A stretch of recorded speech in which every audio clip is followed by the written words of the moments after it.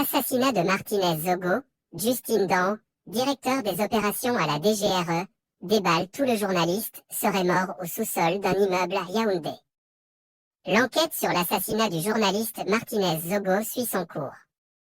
Selon des sources proches de l'enquête, le lieutenant-colonel Justine Dan, directeur des opérations à la Direction générale de la recherche extérieure, DGRE, qui aurait piloté l'enlèvement de chefs de chaîne d'amplitude FM aurait tout déballé.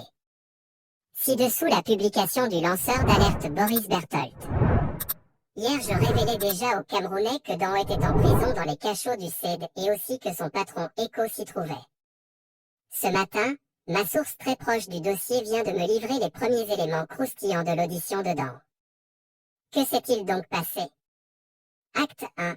L'accusation à Mougou Belinga contacte Dan pour lui demander s'il ne suit pas l'actualité brûlante où Martinez est en train de le finir. Il demande par la suite de lui donner une bonne leçon. Le puissant directeur des opérations promet de gérer le cas du journaliste avec ses hommes de confiance et d'informer AB. Acte 2. La filature et l'enlèvement.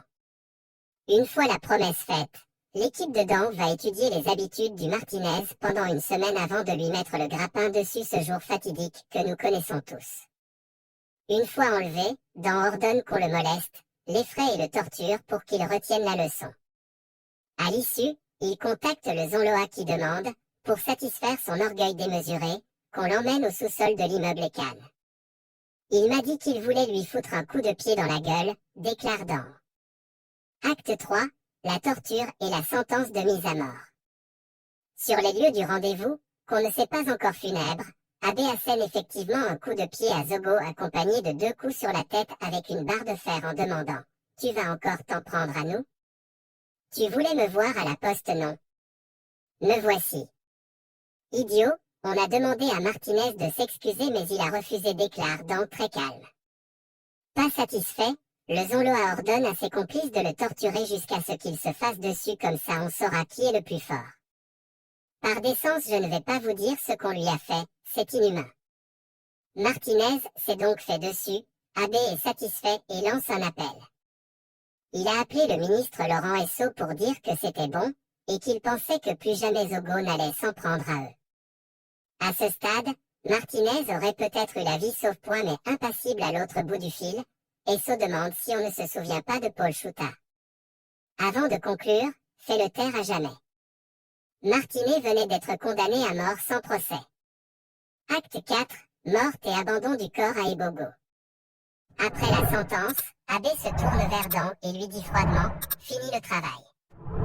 Le pauvre directeur des opérations est gêné et embarrasse mais promet quand même de le faire après le départ du Zonloa. Je préfère que tu partes parce qu'on va faire du sale, tu ne dois pas voir ça. AB parti, Dan ordonne quelques supplices supplémentaires en pensant « Je vais le laisser pour mort quelque part, qui sait peut-être on pourra le récupérer et le soigner ». Hélas, la barre de fer qu'on lui introduit très profond par le derrière à plusieurs reprises lui perfore sans doute plusieurs organes. La torture d'avant et les coups du Zonloa n'ont pas aidé, Martinez lâche et entre en état de choc profond. Réanimer le cri Dan. Il est mort boss, il n'a plus de pouls.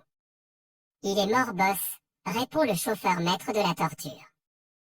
Martinez Zogo est mort dans le sous-sol froid de cet immeuble. Déçu, Dan demande qu'on se débarrasse du corps, rend compte aux Zonloa et rentre chez lui alors que ses éléments prennent la route de SOA pour aller livrer le corps sans vie au Corbeau sur un site nu d'Ebogo 3. Acte 5, l'intervention de Paul Biya et l'arrestation de KO une semaine après que le scandale ait éclaté, voyant que ça va dans tous les sens. Un sergent du commando qui a assassiné Martinez dépose une lettre à des gens réputés très proches de Paul Biya. Cette fois, le vieux lion réalise que sa justice est en otage et veut prendre en otage l'enquête. Il donne donc de hautes instructions pour que la gendarmerie et la police qui sont encore indépendantes entendent le directeur des opérations Dan que la lettre du sergent dénonçait clairement. Dan est entendu vendredi 27 et déclare le lendemain « MON chef était au courant des tout.